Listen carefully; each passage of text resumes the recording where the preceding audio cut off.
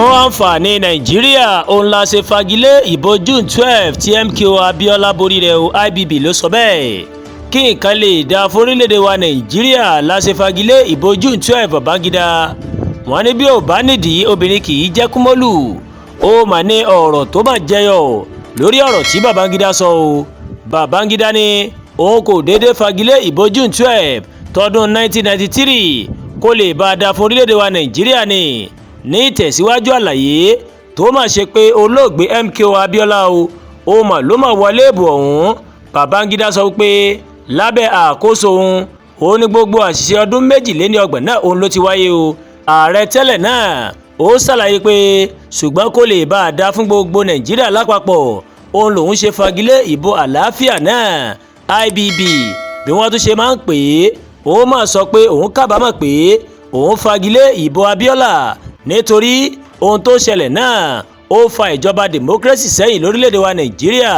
ìrìn àjò wa sí ìjọba democracy ó fà á sẹ́yìn ó sì dùn mí gan o. ṣùgbọ́n nàìjíríà borí rẹ̀ democracy ó dẹ̀ wà láyé títí lónìí, èyí tó ń tọ́ka sí ìdúróṣinṣin wa o tó sì fi hàn pé a ti ṣetán láti tẹ̀síwájú o. Babangida ó mà ló mà fi kọ́ àlàyé rẹ̀ bẹ́ẹ̀ bó tilẹ̀ jẹ́ pé ó wà lákọsílẹ̀ pé mo sọ pé Abiola lè má wọlé ìbò náà, ṣùgbọ́n lẹ́yìn àwòfín àti àyẹ̀wò kíkùn pàápàá nínú èsì ìdìbò náà tó kún dáadáa o tí mo kọ sínú ìwé mi yìí kò sí iyèméjì rárá pé MKO Abiola ó borí ìbò June 12.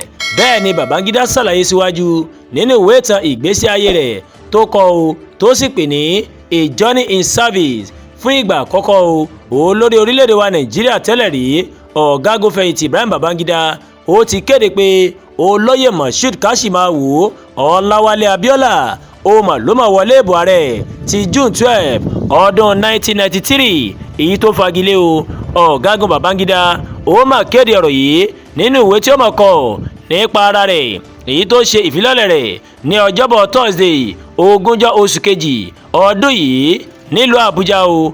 Abiola dupò ààrẹ lábẹ́ àṣẹ ẹgbẹ́ òṣèlú Social Democratic Party SDP lọ́dún náà lọ́hùn-ún. Babangida ó mà sọ nínú ìwé náà tó pe àkọ́rí rẹ̀ ní ìrìn àjò lẹ́nu iṣẹ́ A Journey in Service pé Abiola mà la Alhaji Bashir Tofa olùdíje ẹgbẹ́ òṣèlú National Republic Council NRC mọ́lẹ̀ nínú ìbò ọ̀hún. Moshood Abiola ó mà ló mà jáwé olúborí o nínú ìbò ààrẹ ọdún 1999 lẹ́yìn tó ní ìbò tó lé ní mílíọ̀nù 8 tí ó sì la Tofa ti ẹgbẹ́ òṣèlú NRC tó ní ìbò mílíọ̀nù 5 mọ́lẹ̀. Babangida ló sọ bẹ́ẹ̀ nínú ọ̀rọ̀ rẹ̀. Babangida ní òun ti ń gbèrò láti fagilé èsì ìbò náà tipẹ́ o.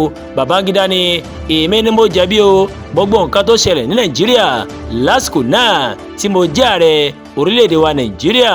ní ọjọ́ 12 oṣù kẹfà ọdún 1993 òun ni olùdíje sípò ààrẹ lábẹ́ àṣẹ ẹgbẹ́ òṣèlú SDP Abiola àti Tofa tó jẹ́ olùdíje ẹgbẹ́ òṣèlú NRC òun ni wọ́n mà díje nínú ètò ìdìbò ààrẹ orílẹ̀-èdè wa nàìjíríà. Babangida Kingibe òun ló díje pẹ̀lú Abiola bí igbákejì rẹ̀ nígbà tí Sylvester Ugo ó sì díje gẹ́gẹ́ bí igbákejì Tofa bó tilẹ̀ jẹ́ pé àwọn òwòye wọ́n máa ṣàpèjúwe ìbò ààrẹ 1999 náà gẹ́gẹ́ bí ètò ìdìbò tó lọ wọ́ọ́rọ́wọ́ jùlọ nínú ìtàn. ọ̀gágun Babangida ó mà wọ́gilé ìbò náà ó ní èrú ó wà níbẹ̀. ìgbésẹ̀ Babangida yìí ó mà dá wàhálà sílẹ̀ ó sì padà kúrò lórí oyè lọ́dún 1993 yìí kan náà. lẹ́yìn náà ó ní Ernest Shonekan ó di ààrẹ fìdíhẹ orílẹ̀-èdè wa nàìjíríà ní ọjọ́ 11 oṣù kẹfà ọdún 1994. òun ni Abiola mà kéde ara rẹ̀ gẹ́gẹ́ bí ààrẹ orílẹ̀-èdè wa nàìjíríà nílùú Èkó. èyí ló jẹ́ kí ìjọba ológun Sani Abacha kó fẹ̀sùn ìdìtẹ̀mọ́jọba kó fi kàn án tí wọ́n sì mú ní ọjọ́ 23 oṣù kẹfà ọdún 1994. ọdún 4 ni Abiola fi wà lẹ́wọ̀n. ohun tí a ti ẹ̀ gbọ́ ni pé wọn kò jẹ́ kí ó láǹfààní láti kàwé kankan yàtọ̀ sí bíbélì àti kùránì. Abiola kú o lọ́jọ́ 7 oṣù keje ọdún 1998 ní ọjọ́ tó yẹ kó kúrò lẹ́wọ̀n. Àdúràgbà Olúwatóyìn olóńkàròyìn sí létí látàárọ̀ ẹ ṣé pọ̀ o tí àwọn kan ní Ẹ̀yà Yorùbá World TV bẹ́ẹ̀ ṣe wò wá ẹ máa bá wa like ẹ máa share ẹ máa comment ẹ tún máa bá wa subscribe sórí YouTube channel wa o ẹ má wá gbàgbé láti bá wa tẹ notification bell láti máa ráwọn ètò alákòjọkan tó bá ti ń gorí ìkànnì yìí a kú iṣẹ́ látàárọ̀ Ọlọ́run ọba Elédùmarè yóò dégbìyànjú ẹnì kọ̀ọ̀kan wa ládé o.